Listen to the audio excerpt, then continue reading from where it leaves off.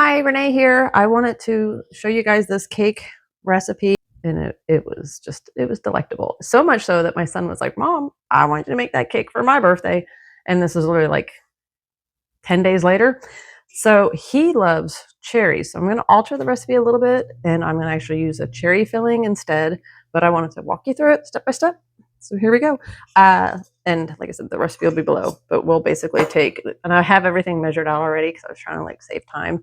But so we got the flour, 2 cups flour, 2 cups sugar. Let me throw this in here. And I'm not measuring this out perfectly, and it was a very forgiving recipe, so which is something that I also really really like. So so the flour, the sugar, cocoa powder, 3/4 cup cocoa powder, and mix those dry ingredients together. The baking powder and baking soda, again, it was let me get back here. I have the recipe right here on my tablet. It was a teaspoon of salt, 1.5 teaspoons baking powder, 2 teaspoons of baking, oh no, backward, 2 teaspoons of baking powder, 1.5 teaspoons baking soda, and then the salt. Mix all that in together. And then I tweak the recipe again because, like I said, I used cherries when I made the filling instead of strawberries, which I'll show you that. It was just basically, what else did I do? It calls for 1 cup of whole milk. I used chocolate milk because I wanted extra chocolate flavor. And then also it asks for a cup of boiling water, which I'll have to put that in the microwave. And I used coffee. And the reason why I do that is because coffee really helps bring out, accentuates the flavor of chocolate, especially in cake. So I typically will always substitute coffee for water. Little tidbit. I'll pop that in my microwave because it does need to be boiling water. This recipe calls for the 1 cup boiling water. 1/2 cup of vegetable oil. And I know I'm not usually a vegetable oil and a cake person, but we will do it for that. 2 eggs. I'm gonna crack those eggs, and this isn't a mix dry and wet. It's just throw it all together, which is really nice.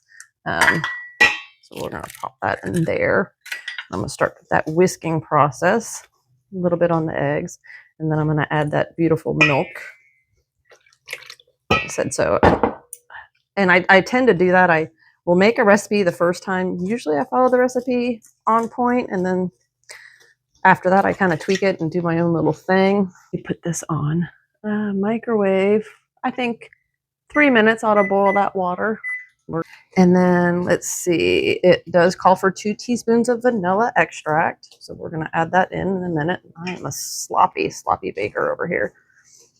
And I'm just using the Great Value vanilla.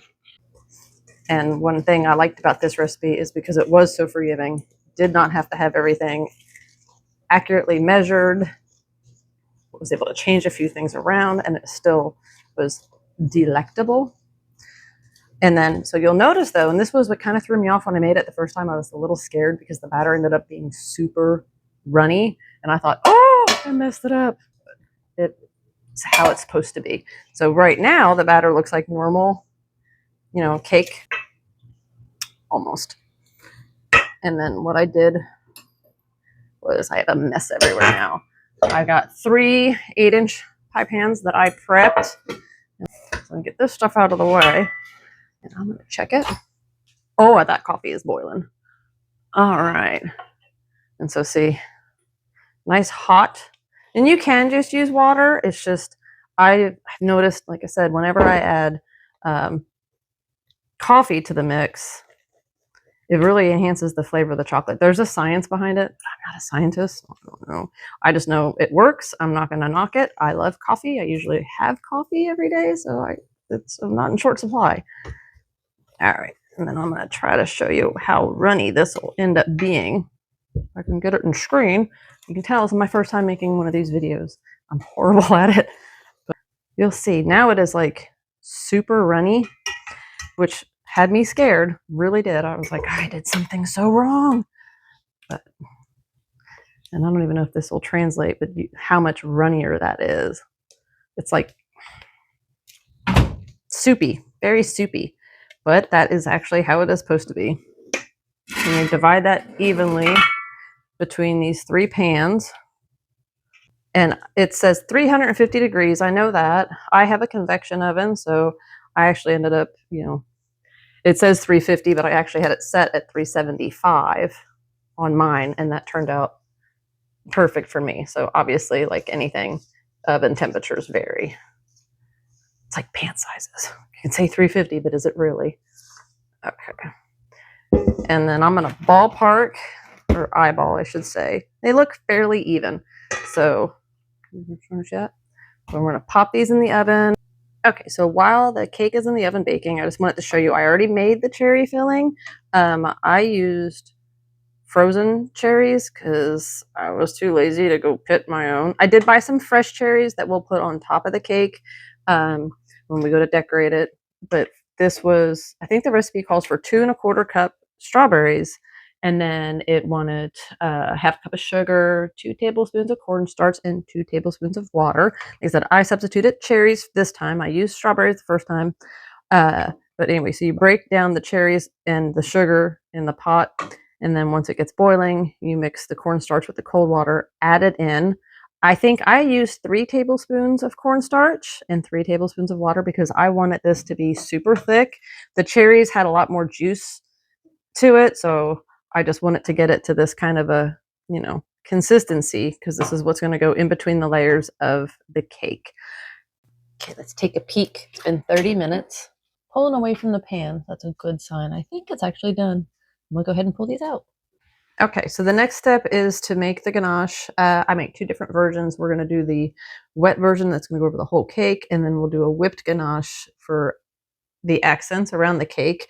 And that one is just using semi-sweet baking chocolate, 8 ounces, and 1 cup of cream.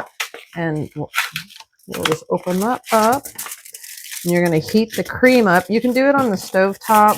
I think that's what they recommend doing until it's like a low simmer but not boiling. I'm going to cheat and use the microwave because I can, but you'll break up the chocolate into your bowl, and then I'll move the camera closer. And while you're heating up the cream, so let me get that started. Right back.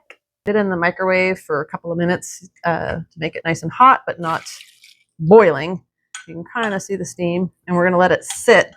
Literally, let the chocolate sit. And I'll bring the camera closer there. And I'm doing 2 different bowls. This one for to ice the entire cake, frost, I guess, cover it. And then the other one I'm going to make into a whipped ganache, and this one will have to cool a lot longer. So let me see if I got this cream ready. Oh, yes. Very simmery, but not boiling. We'll pour that on here. And just kind of leave it alone for about a minute just to let it melt. And I will bring the camera closer so we can get a better angle. We're just going to start stirring it, see, because just giving it a second, or a minute, I guess I should say, not a second. You can see it starts to, get melty, which is what we want. And the more you mix it, it will start looking like chocolate. Just kind of have to keep at it. We're going to get that, and you can kind of see it.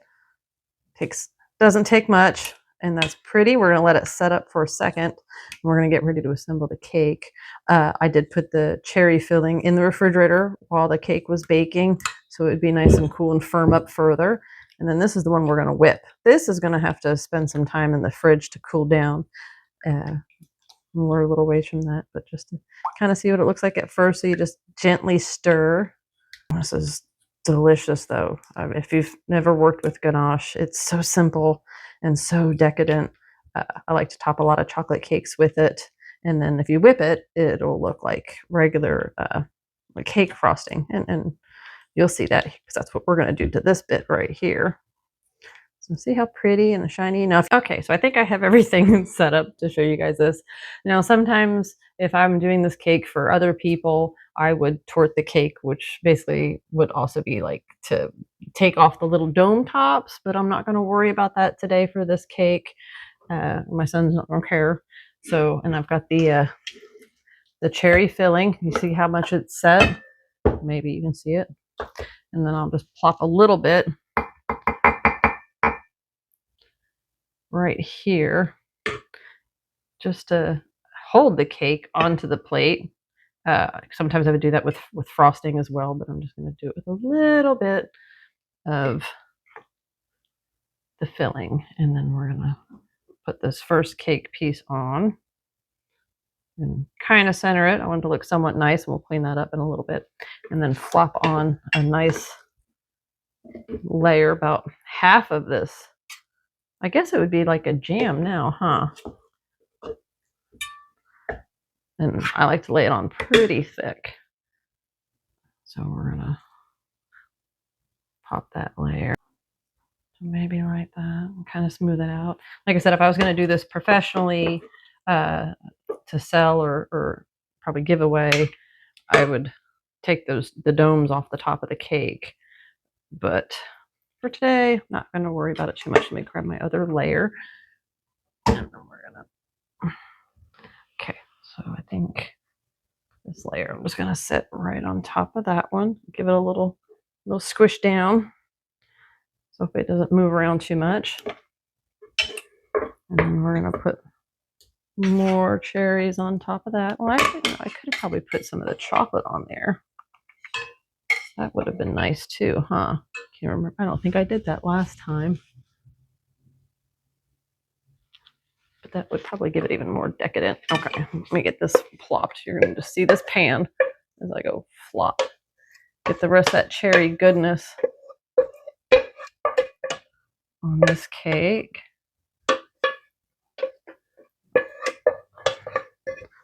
All right. I think I got pretty much all of it. I made a mess. So messy. That's okay though. We can clean that up. So we're going to spread that other layer of cherry on top. Yum yums. Okay. And get that out of the way. Put the last cake layer. This time I'll flip it that way. I know, a little dome top, but that's okay. I'm pushing a little bit just to help squeeze some of that filling out. And then will come the fun part, which I'm going to rinse this pan off. So I'll be right back. Okie dokie. So that puts this slightly cooled ganache. And we're just going to, I'm trying to see if I can do this at an angle. Well, I guess it doesn't matter. You're just going to plop it right on top. And it's going to slowly, that's why we want it to set for a minute so it wouldn't just pour completely, because I definitely want chocolate on top of the cake. But then you can see it's all silky, and as it works its way, it's going to start falling down the sides and get kind of messy, which is what we want. So we're going to take some of that. We're going to help it along the edges. And see, it's going to kind of just ooze on down and spread. And I'm going to continue doing this all the way around the cake. Okay, so the cake's covered in the ganache. I'm going to let it set up a little bit.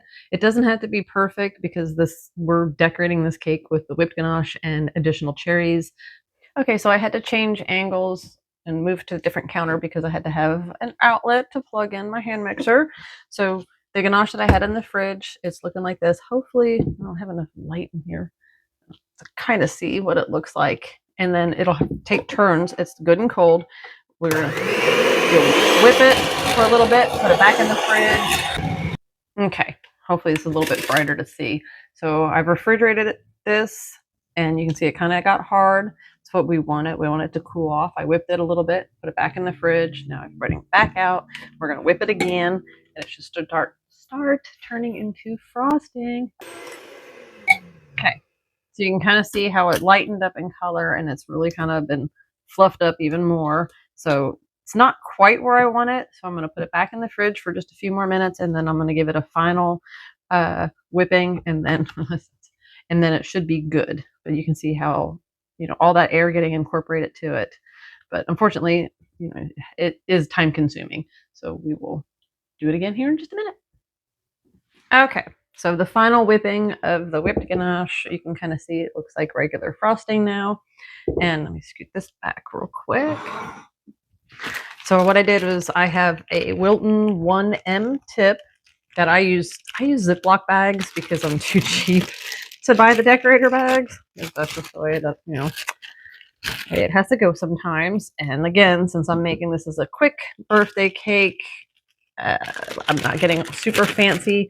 Just like normally, you'd be a little bit more particular with the ganache, but again, this is all about the taste of this cake anyway. But I'm gonna make it a little pretty. So I'll just take that whipped ganache and throw it in the Ziploc. And then I'm gonna pipe this around the cake to create a border to put additional cherries on. Yeah. So we'll just, let's see. I don't know if you see, I'll do the bottom first. And I'm just gonna do some big blobs. Just a little squeeze on that tip. I said, and I'm going to put some cherries down here on the bottom probably because the boy likes his cherries. And you can kind of see just a quick little piping. I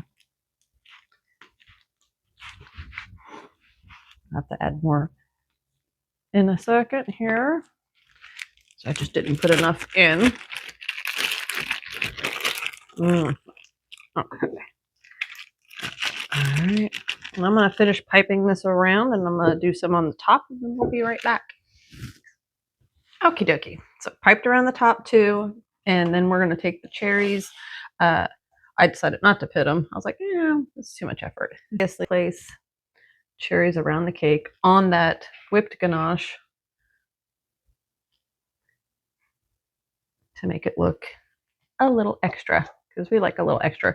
I also took some chocolate and kind of shaved it down that I'll sprinkle possibly around the top just to give a little extra because who doesn't want even more chocolate? Okay, so here is the cake all kind of finished. Like I said, it's not perfect. It's kind of, I did it quick. It is a time consuming cake. So even saying doing it quickly, it's not quick, but this will work for what he wants for his birthday. And the ultimate will be the taste test. If you decide to go ahead and try this recipe, please leave a comment below and let me know what you thought about it. And then on serving day, 2 days after the cake was made and it was still super moist, it had that nice cherry filling. You can't really see the filling in the cake slices because it was such a dark cherry. The strawberry, you really can see the filling. But again, no complaints. It was delicious. If you like this video, I hope that you will hit like and subscribe and maybe I'll do some more recipes in the future. Thanks for watching.